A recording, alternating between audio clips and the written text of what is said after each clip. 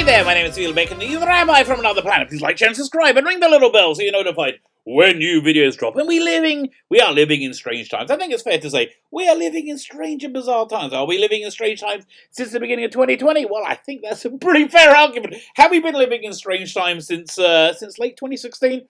I think that's pretty much fair. You could say that. We could even say you've been living in strange times since early 2016. Maybe we've been living in strange times since, I don't know, 2010, 2005. Maybe we're just used to living in strange times. But the times are getting stranger and stranger. And I think more scary and more disturbing. So, we've been watching this cultural purge going on for the last week or so, last 2 weeks. And I haven't really said much about it because I don't think there was much there. I didn't think there's anything I could particularly add to the conversation or a perspective that I had that nobody else did. And then I saw a bunch of things over the last day or so. I think it really put it together. And I do think I have something that's unique and absolutely terrifying that we need to talk about. And I hope my words can only act as a warning. A warning through the ages. I doubt it's going to, but it's important. It's important to try. But before we get there, before we get to these important, lofty things like saving the universe and making sure civilization doesn't crumble under our feet, which I think it might be about to do. Well, that's not the first time I thought that this year. And thank God I've been wrong. But before we do all those things, can I ask you to do the really important work, the really, really vital, important thing of hitting the subscribe button. Can you hit the subscribe button? That would be fantastic. Thank you very much. If you're subscribed, can you make sure you are still subscribed? Yes, civilization may be ending very shortly, but I would like to get my subscriber count up before the ultimate apocalypse. So, and who wouldn't? Who wouldn't indeed? If you do subscribe, you are eligible to enter any of my weekly competitions, and the prize this week is a pretty darn good one. It is the complete Godfather Collection. This is Godfather 1, 2, and 3 on DVD, plus tons and tons of documentaries. Really nice. Actually, I really like the packaging as well for this. I'm such a graphic designer. Graphic design is my my profession, my day job, sort of. And so I didn't read it. So all you need to do to win it, is to subscribe to the channel, and in the comments leave the hashtag "You broke my heart, Fredo." You broke my heart, Fredo. Go and check the video notes. It'll give you all the information that you need to enter the win. We're going to be giving this away a week from today. So today is Sunday, June 28th. So what? It's going to be June 4th, June 5th, around there. I'm not sure what I'll be giving away when I'm on the TARDIS Zone on Sunday night YouTube channel. We will be reviewing a Doctor Who episode. What will be the third? I think School Reunion, Season 2 of the revived series, Episode 3. A bit of a guru, bit of a corker, if I may say. So that's when we're going to be announcing the winner, and then we'll be selecting a new prize for the week to come. Now, just a quick word, I haven't mailed out any of the prizes for about a month and a half, 2 months. I'm in the midst of insane renovations in my house, and this is the one thing I've learned from renovations. I ripped out my floor of my bedroom, my living room, my kitchen, so this is what I found out. Everything is made out of dust. The dust is freaking everywhere. So anyway, so the upshot is I just haven't had a chance to be able to mail stuff out. We'll get to the post office. Hopefully they're finishing a week or so from now. So hopefully I'll get the post office soonish and get everything mailed out. Okay, so now let's get back into the end of the universe. So we've been watching this bizarre cultural revolution, cultural purge, however you want to describe it. We've been watching it go on for a week or so. I mean, it's been following the horrible killing of Floyd. What's his name? Floyd. I can't remember his name. The thing is, he's even getting forgotten now. In the I think ensuing hysteria. So the ensuing hysteria has now said that blackface is bad, which I kind of hear. I'm not going to say blackface is like that that is really socially acceptable in the world we live. Yeah, but now blackface is also including animated people as well as non-animated. Yeah, as real people. I was going to say real people, and I thought, oh my gosh, is that offensive? I don't know. That's the world we live in. So let's take a look at a few of these, a few examples of this. Again, this cultural purge that's going on, which I just find terrifying. I'm going to tell you why I find it terrifying and why I think they're all horribly wrong to do this. So first we have Mike Henry, who's been playing the character of Cleveland Brown for 20 years. It's been an honor to play Cleveland on Family Guy for 20 years. I love this character, but persons of color should be played by characters. Persons of color should play characters of color. Therefore, I am stepping down from the role. Okay. Let's look at a few more examples before I really get into what I think the problem is with it. Because the important thing I think you really need to ask yourself all the time, whenever faced with anything, you go, or whatever, you got to ask yourself, so what? Who cares? So what? Who cares? These are fictional characters, drawn fictional characters. Doesn't really matter. Simpsons, same thing. What's the name? Kristen Bell won't be playing a darkish character like in whatever it is, Central Park. I've never seen it, but like now that's getting a bit strange. Also strange is Jenny Slate. She won't be playing this character in Big Mouth. And she actually gave a statement which I think really tells us what's going on and gets inside the mind of the people in the middle of this, in the middle of doing this. So she writes, I've come to the decision today that I can no longer play the character Missy on the animated TV show Big Mouth. I've, again, never seen it. My teenage son really liked it. I think it's basically about lots and lots of masturbation and being 13 or being 13 to 15, between 13 to 15. I think I saw about half of one episode. Wasn't that like, oh, I got to see more? I was like, well, this is kind of juvenile stupid, and that's got to be pretty juvenile stupid, because let's face it, I'm a pretty juvenile and stupid guy. I kind of normally like that stuff, but it was too juvenile stupid for me. That's so either I'm getting old or it really is very juvenile stupid. Anyway, it says at the start of the show, I reasoned myself that it was permissible to play Missy because her mum is Jewish and white, as I am. But so let me ask you a question. I'll finish your sentence.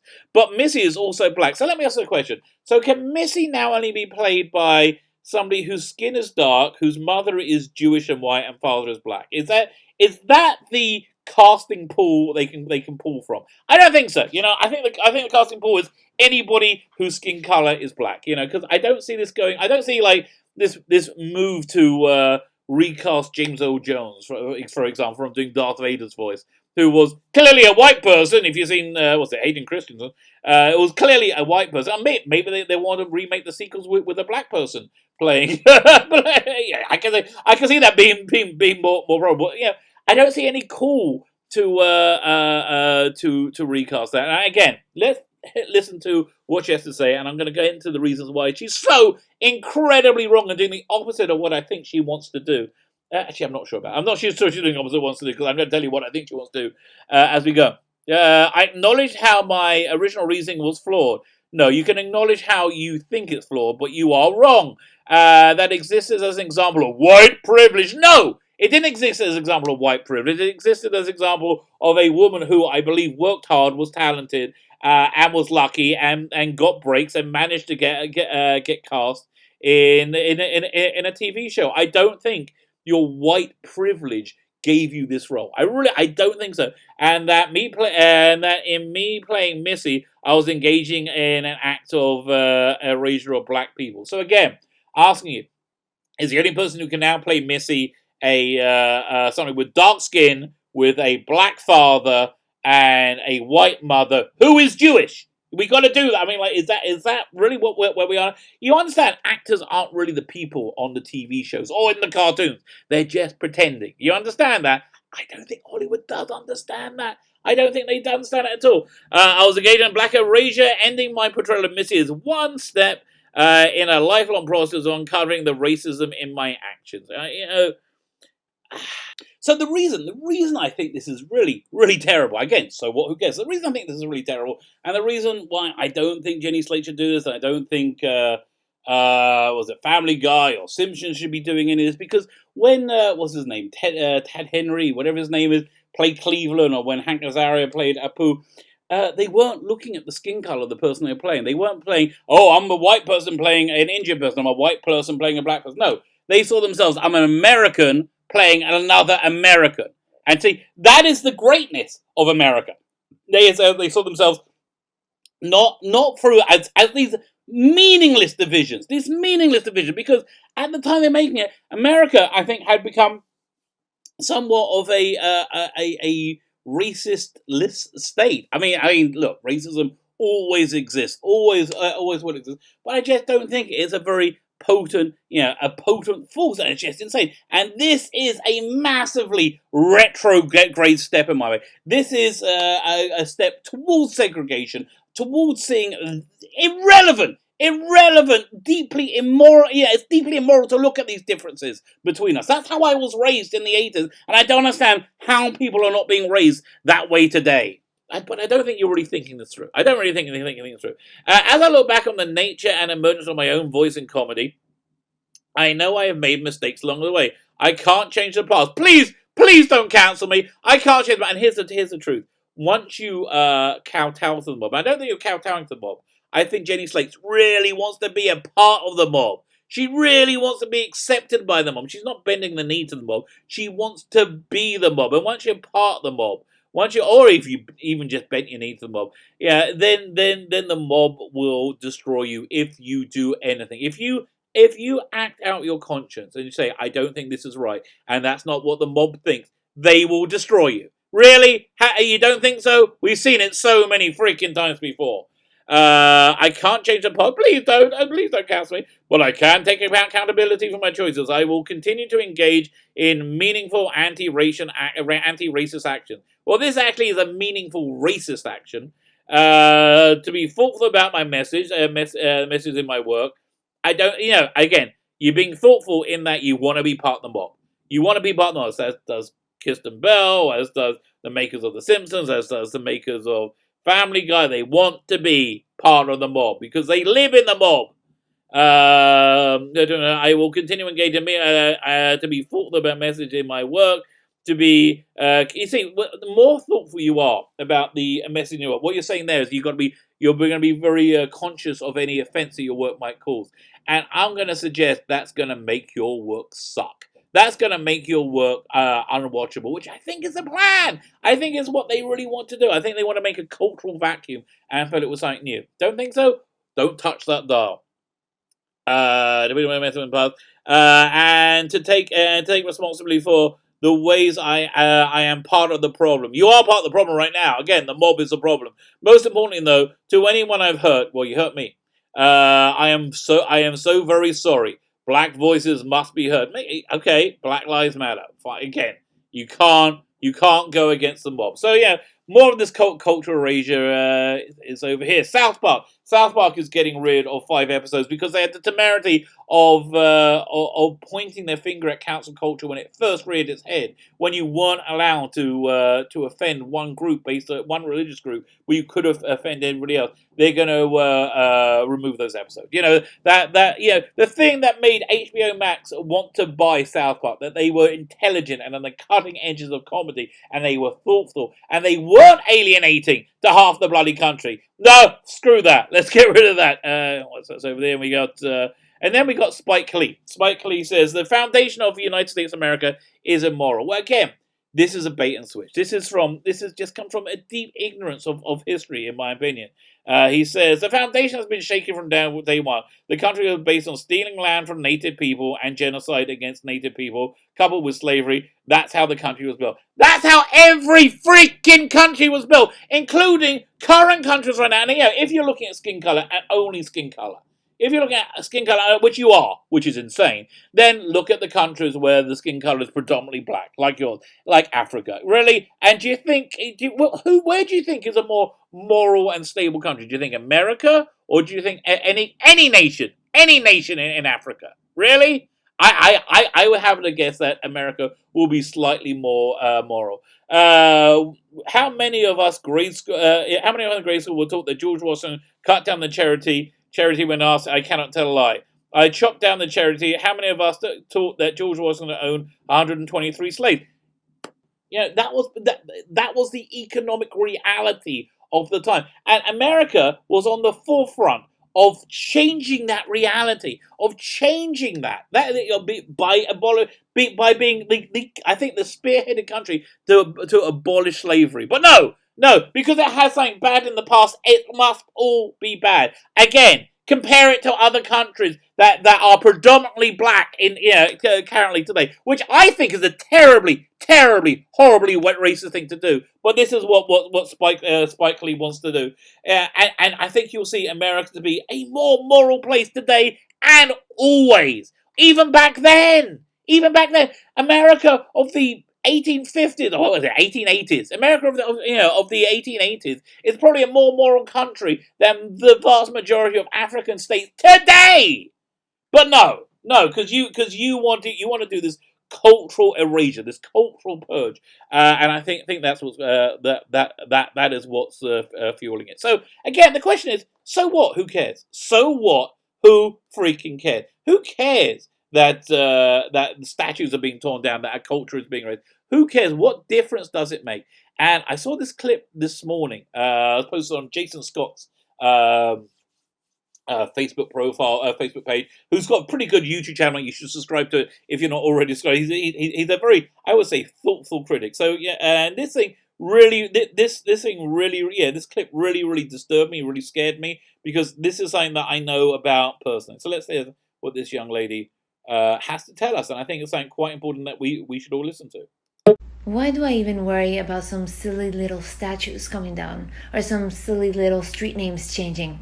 Why do I care?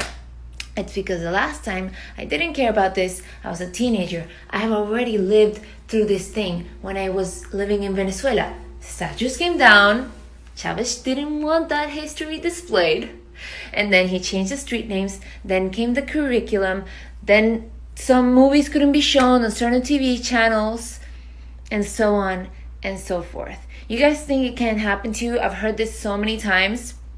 But always be on guard. Never believe something can't happen to you. You need to guard your country and your society, or it will be destroyed. We didn't believe it could happen to us. Us Venezuelans, Cubans warned us. And we're like, Venezuela, we know what freedom is like. That's not going to happen here. Yet it happened. And there's clearly a lot of people wanting to destroy the U.S. The only thing I didn't like about that is on bloody TikTok, and my daughter constantly TikToks to me, constantly. But yeah. So why does this affect me personally? Why did what happened in Venezuela affect me personally? Because I used to live, before I moved to Israel, I lived in Miami. I lived in Miami in Florida, and the last few years I was there was an influx of Jews running for their lives, who've lost their homes, lost their businesses, lost so much because they had to run for their lives from Chavez, from Venezuela, and the same thing could happen in America. People think it's crazy. You think it's crazy? I honestly believe I would be terrified. I would be absolutely terrified if Trump loses this election. And listen, this is not a party political broadcast. I'm just saying, if you let these people get in control, which will happen if Trump loses, then the Jews are going to be the first people on the firing line. The Jews are always the first people on the firing line. And you think you think that's insane? Think that's crazy? That's what the people in Venezuela thought. That's what the Jews in Germany bloody thought in the mid 30s. I'm terrified for my Jewish friends and neighbors or whatever from America. Just as I was genuinely terrified for the Jewish community in England at the in the election in December of 2019, because the Jews are always the one are going to be first in line. Again, you don't think it happened? Happened in Venezuela, happened in Cuba. It happens. It does happen over and over again, and I see nothing at all to make me think it can't happen again. So you may think, well, listen, it can't happen in America because, people just have a moral level that they wouldn't allow it to happen. Really, this is the people. I want to show you a video, a very, I think, typical video of the morality of the people who are calling for the statue to be torn down, or calling for our history to be erased, or calling for us to be re-educated, much like Chavez and Spike Lee want to do. I think these are very representative of people. And if you want to say, oh, listen, you can't judge a whole bunch of people on one. Really? I think we're here because that's exactly what happened. We're judging the entirety of Western civilization on the actions of one person.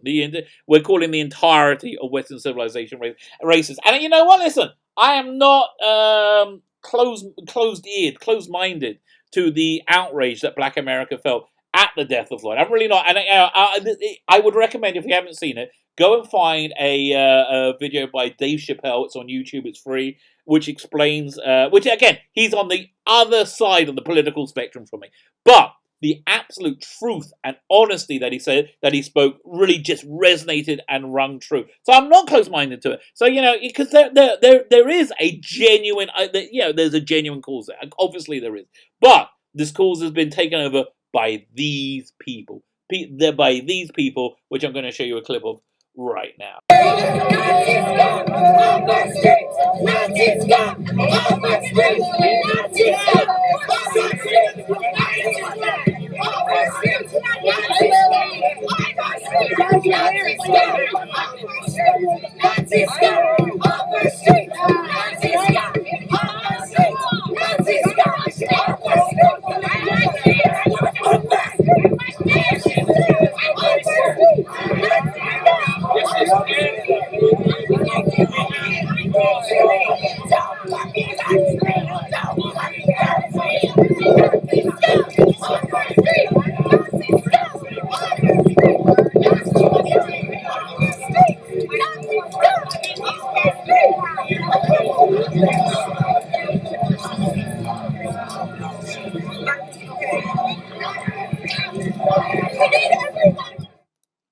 And of course, why did they stop harassing that elderly couple? Why did they stop doing it? Not because they had any pang of guilt. Not because they looked at themselves and said, "My God, I'm screaming at an elderly woman who can't cross the street who needs a walker. I'm screaming at that she's nuts, she's scum. I'm intimidating her. I'm one step away from smacking her in the face, knocking on the ground." Did they look at themselves in the mirror and say, "Oh my God, what am I doing?" No. They saw a policeman. They saw a policeman and they crumbled. Because, again, these people have no moral fiber whatsoever. These are the people who are saying, "Let's destroy America. Let's tear it all down. Let's just remove it all." And this is what I see from people on the other side of the argument. Now, this is a clip that honestly, genuinely moved me to tears. It really did move me to tears because it's something that's absolutely beautiful. See, he's raising his hand. What's he doing? He's saluting. So I thought, are the policemen there? No. He's just saluting a flag, and nobody can see him. Nobody can even see him because he's saluting the flag because he knows how great it is. He's lived a bit of life, and he's grateful for it. He knows the greatness of America, and I pray that is just as I prayed in England that the reality of the average person on the street wasn't these awful people that want to tear down and destroy everything. It wasn't that, but it was the good, decent, beating heart of America, of Western civilization, that has been, I think, the most moral force. At least one of the most moral forces in human history. And this idea that it's deeply corrupt and needs to be torn down and taken away is just to make way for something I feel is truly evil. My name is Sheila Becken, the Rabbi from another planet. Please like, share, and subscribe, and ring the little bell so you're notified when new videos drop.